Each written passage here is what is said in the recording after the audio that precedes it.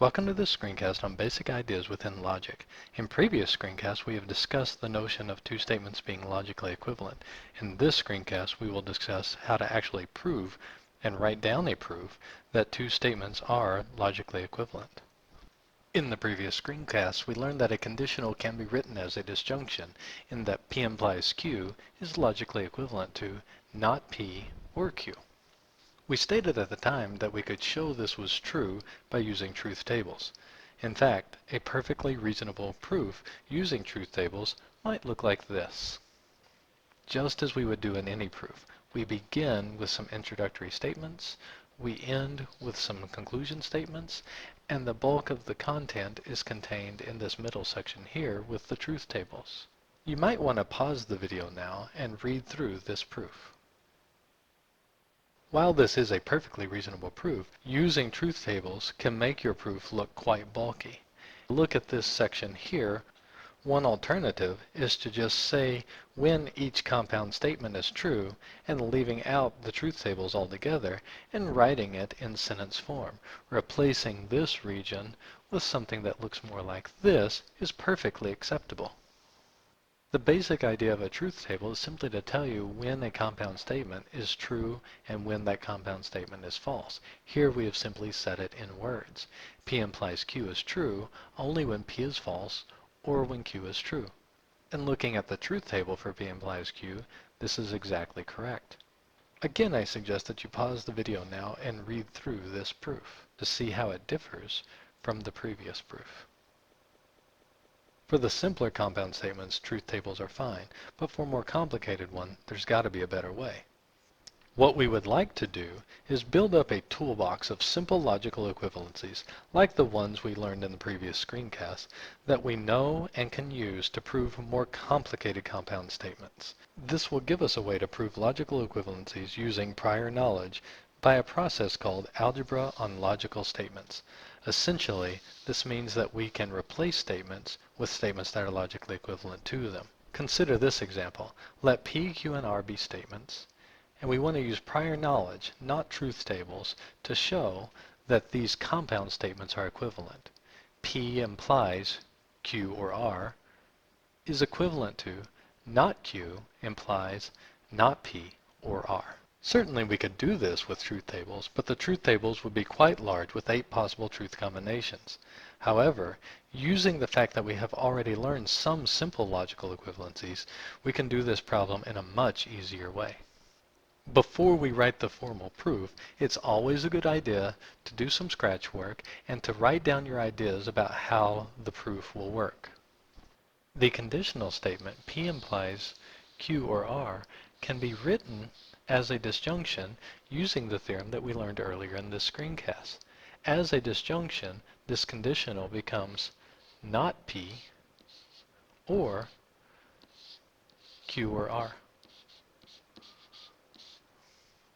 If you don't necessarily know where to go from here, sometimes it's a good idea to work backwards, and we can start with the other side of the equivalence. And in this case, since it is an implication or a conditional, we can also rewrite this as a disjunction.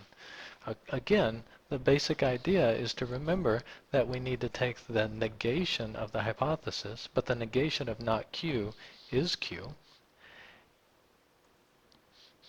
or the conclusion, which is not P or R.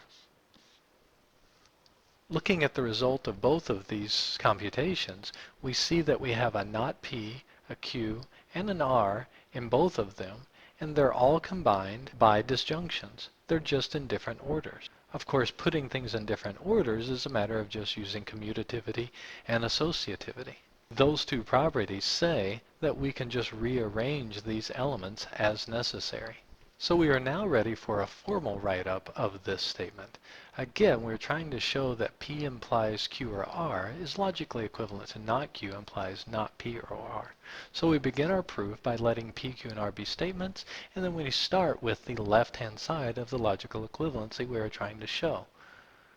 We already saw in our scratch work that we can use the conditional as a disjunction property to rewrite the conditional as a disjunction. Now it's just a matter of reordering these elements so that they look like the ordering we need in the end. Of course, we can move the parentheses around the not P or Q using associativity of the disjunction. We can switch the order of those two using commutativity of a disjunction. And then, by associativity again, we can put the parentheses around the not P or R. And then we can use the conditional as a disjunction property again, this time going in the opposite order, changing a disjunction to an implication. This is, of course, where we wanted to finish, and we are now done with our proof. Notice how we have nice, well-aligned logical equivalencies, and we have a justification for each step along the way. Notice that these three steps in here are all very similar, just using associativity and commutativity of a disjunction. Feel free to combine these because they are similar operations. We could shorten the length of our proof by combining them into a single step, as we do here.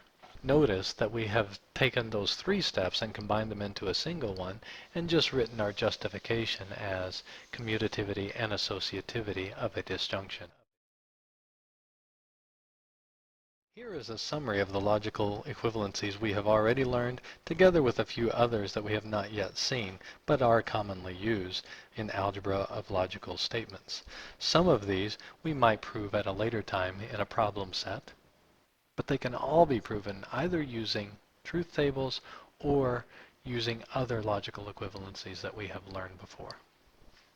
Take special note of the distributive laws that we see here, and it tells us how disjunctions interact with conjunction.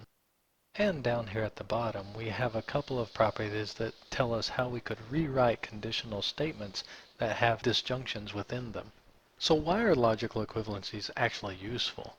Well, the obvious is that they allow us to see when two different logical statements are equivalent, but more importantly, they allow us to prove more complicated compound statements using prior knowledge by using algebra on logical statements instead of using truth tables.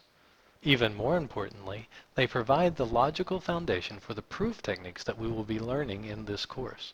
Proving a theorem, as stated, may be more difficult than proving something that is logically equivalent to it. And the logical equivalencies we have been learning will help us develop proof techniques in future screencasts.